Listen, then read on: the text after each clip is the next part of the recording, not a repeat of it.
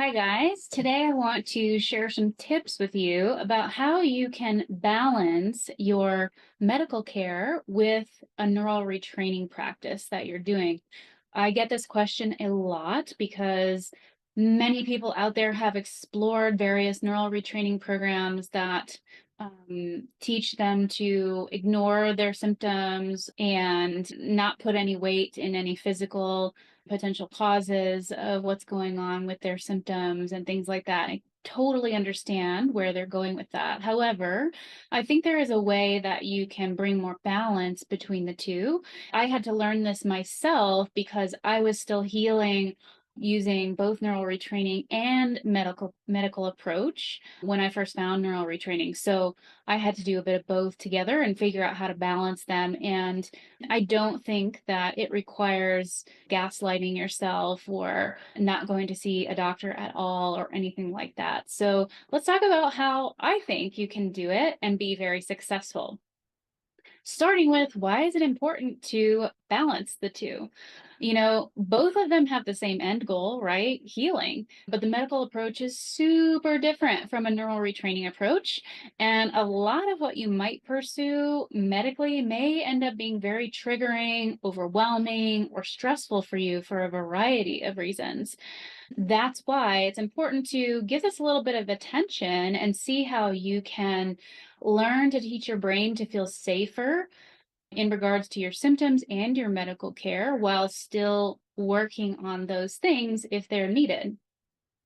So, from a neural retraining perspective, since we're trying to teach the brain that you are actually safe in all the typical contexts of your life, right? Your life is not in danger when you go to the doctor, as an example, or when you have a symptom come up. That includes what you're doing with your healthcare, right? We want you to feel safe in your healthcare journey, and we can't have you stressing out about your medical care all day long, because if that's happening, then you're likely in fight or flight or in freeze, which is not a healing state.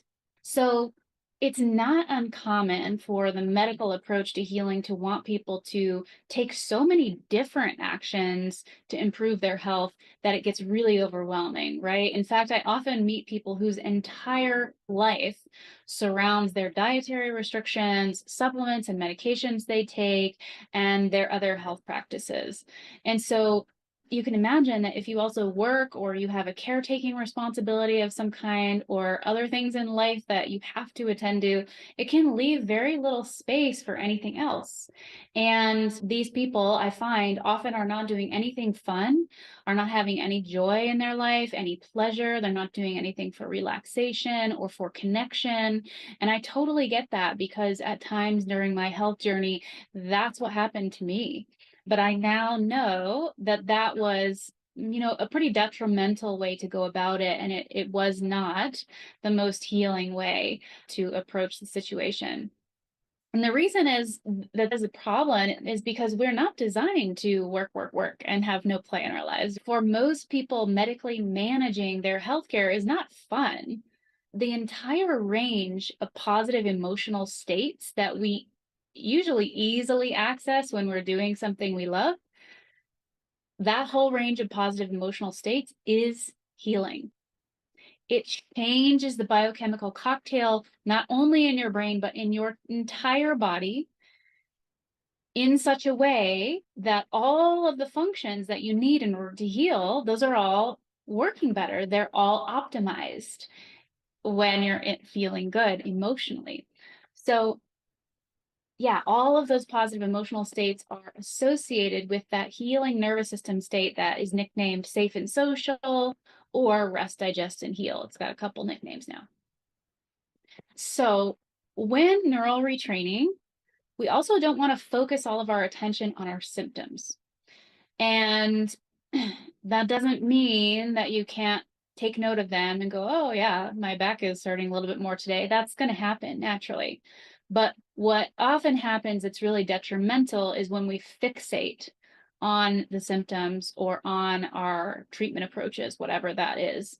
Because ultimately, when we put all of our focus on these things, it reinforces to the brain that the symptom is not safe.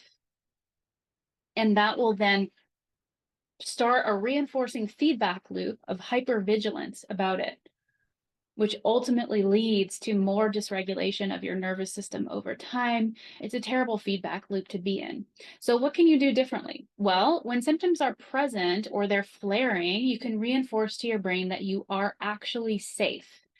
And I find that the best way to do this is to redirect your attention to something that legitimately makes you feel good and safe.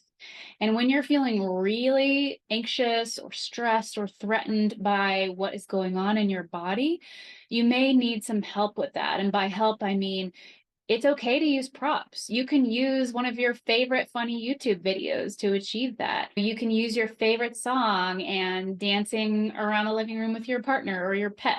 It's okay if you can't do it all internally. There are some great ways to do it that way, but for many people, it's difficult for them to do when they're really, really dysregulated. So that's something that I suggest you start doing immediately if you are dealing with symptoms. If you do need to do some research into your health issues, limit the amount of time you spend doing that. Again, we don't want to focus all of our attention on the health issue, reinforcing to the brain how unsafe it is. I would recommend that you limit that to 30 minutes to an hour a day and focus more on researching the actions that you can take to heal and less so on the doom and gloom of whatever the symptom or condition is, right? There's a lot of that out there. And obviously, if you're reading all day long about how bloating can be associated with certain types of cancers, you're going to be getting yourself very worked up, right? You're going to be, again, reinforcing to the brain how dangerous this symptom is, when it might just be that you ate beans earlier and your gut bacteria are producing a lot of gas because of how they're digesting that. So we don't want to catastrophize internally, but we also don't want to take in a lot of information that is catastrophic in nature. When you are done researching whatever it is that you wanted to research about your health, you want to check in with the state of your nervous system. You may not ever do this, but it's important to do. So you want to go, oh, okay, so how am I feeling right now? Am I feeling more anxious as a result of having done that? Am I feeling depressed? Am I feeling like I just want to crawl into a hole and never come out? Am I feeling angry? Whatever it is that's coming up for you emotionally, if that's there, you need to attend to that before you move on with your life. Because if you don't, it's going to carry over into the things that you want to do in your life for joy and for pleasure and for fun. It's going to carry over into your relationships and your interactions and all those things, to your work. So you want to use a neural retraining process to help yourself move through that dysregulated state that you may have created by doing all this research. It's very common that people get very dysregulated when they research their own health issues. The other thing you want to be careful about is spending time on forums where everyone is just talking about how horrible they feel, how long they've been sick, how they've tried everything and nothing is working, right? Because actually these stories can be really powerful, right? Especially when it's somebody dealing with the same experience you're dealing with. And let's say they're like, I have MS and they've had it for 20 years and they're way further along down the path and they're basically showing you what all the bad things that could happen on that journey with MS. That is not going to help you right now. That is absolutely going to be detrimental to your healing to take in a lot of that information or really any of it. Ultimately, for anything you're dealing with, what you want to focus on is the stories where people healed, is the stories where people put the condition into remission, is the stories where they came out the other side or they lived a great life even with the condition. Those kinds of stories are the ones that you want to focus on. And in my experience, that's not what you get a lot of in forums.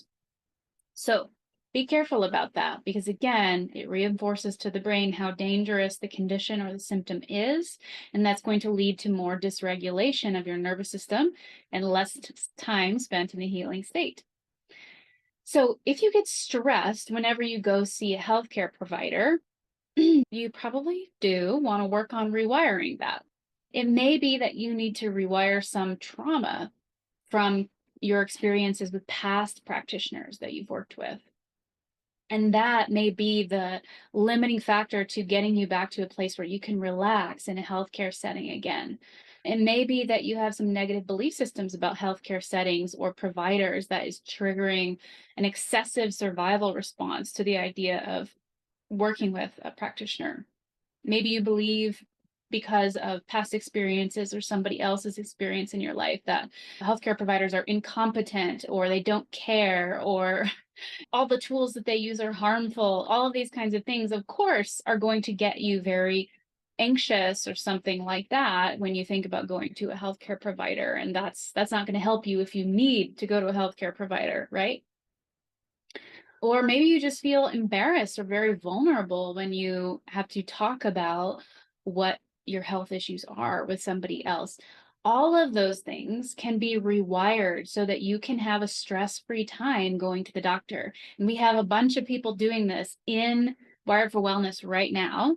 People who ordinarily would get very anxious and have actually the runs from going to see a healthcare practitioner every single time, and they've rewired that response so it's not happening anymore.